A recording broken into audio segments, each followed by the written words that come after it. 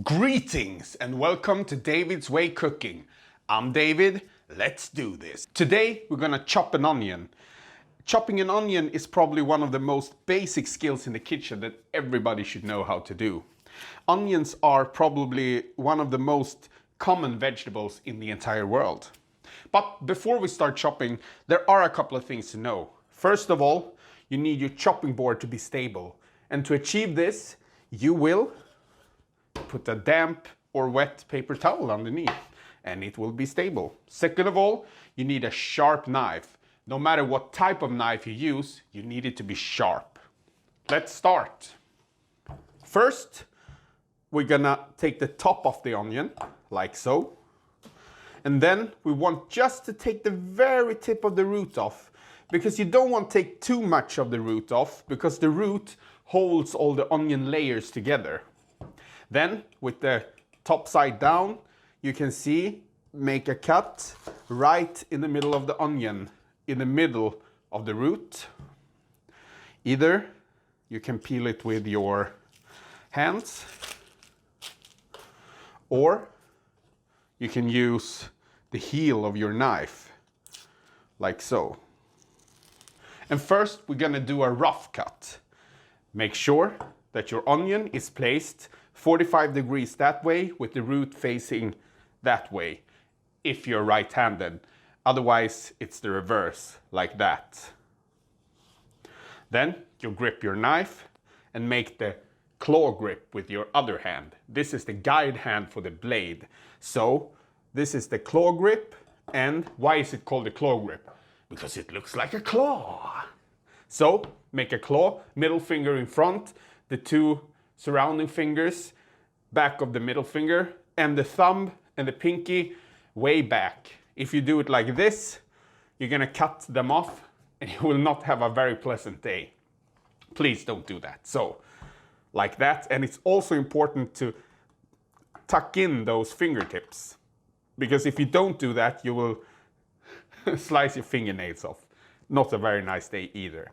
And this will guide your blade. You never raise your edge above your knuckle here, because if you do, you will slice off a bit of your knuckle, and I've done that many times. Please don't do that. It happens to the best.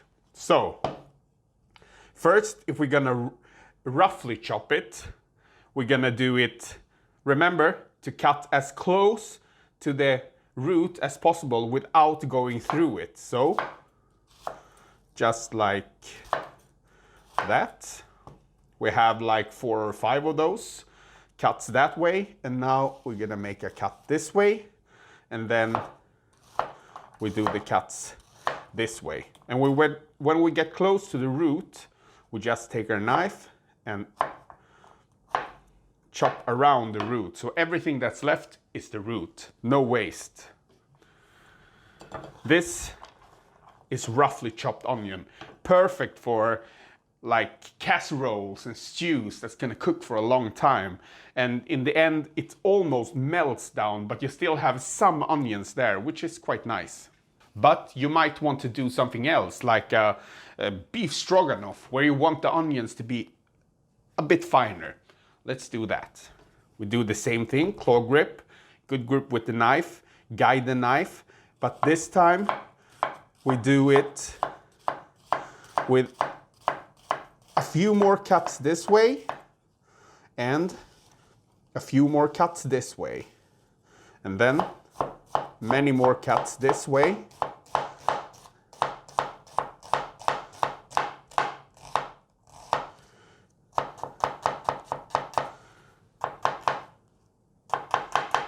And you can see the root is left,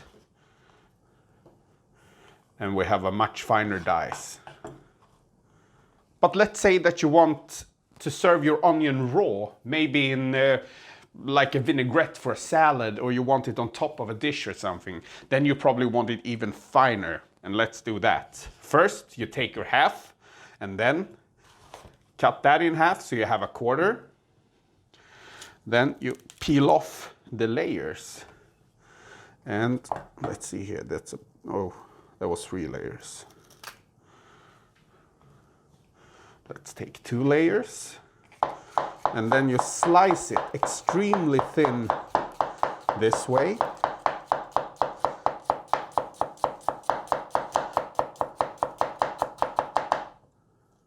Like so. And when you have your many slices, then you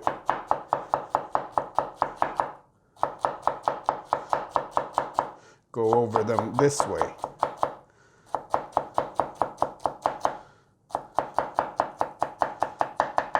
And voila, you have a very, very, very, very fine dice.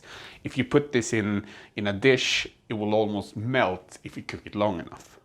Right, and now when we know how to chop an onion, we're gonna make something with it. So we're gonna make a quick stir fry.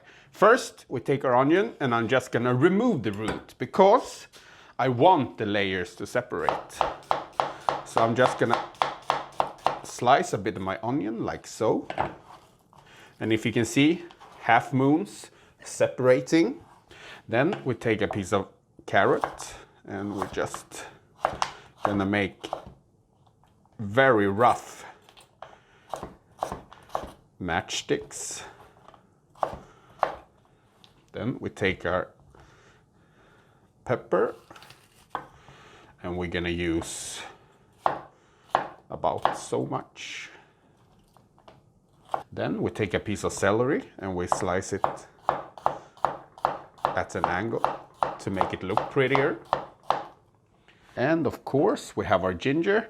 And an old Thai lady once told me, you never ever peel the garlic. I'm sorry, you never peel the ginger unless the skin is very bruised and ugly, because a lot of flavor is in the skin itself. So I'm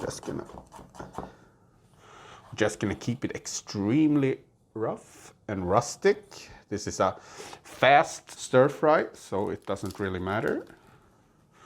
Just gonna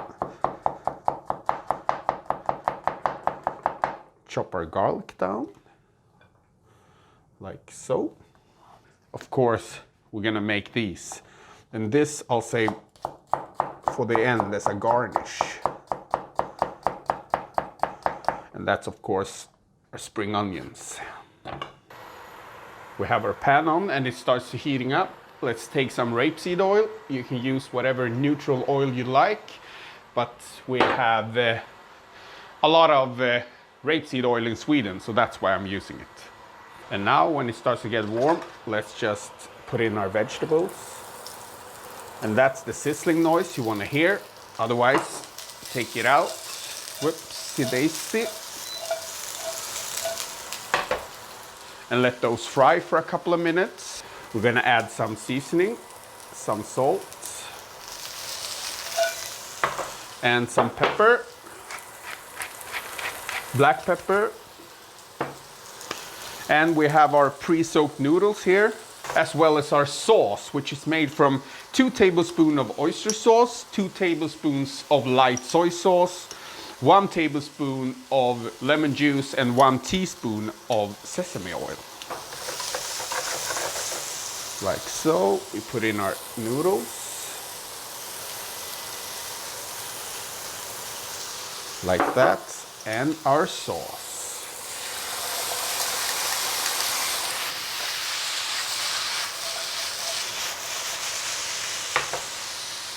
Let's taste the noodle for seasoning. It's good.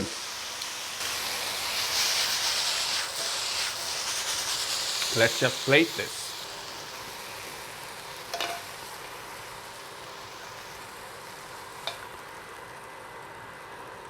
So let's just sprinkle our spring onions on. I think that's enough. And here we have it.